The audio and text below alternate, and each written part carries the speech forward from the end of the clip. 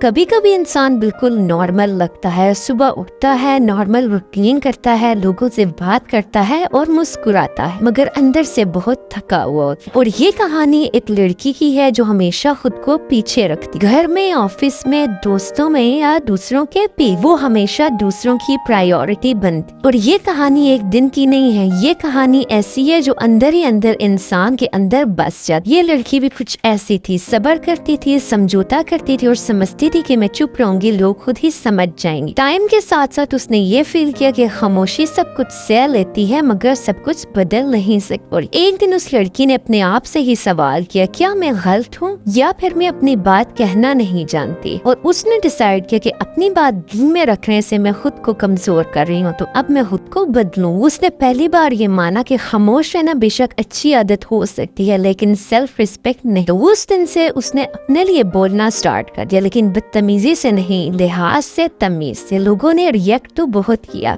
لیکن آہستہ آہستہ سب اس کو سمجھنا شروع ہو گیا اور اس کی زندگی ہو گئی آسان۔ ایک بات یاد رکھیں، خاموشی خوبصورت ہے لیکن اپنے لیے آواز اٹھانا ایک اچھی عادت ہے اور لوگوں کو سمجھانے کا بہترین طریقہ۔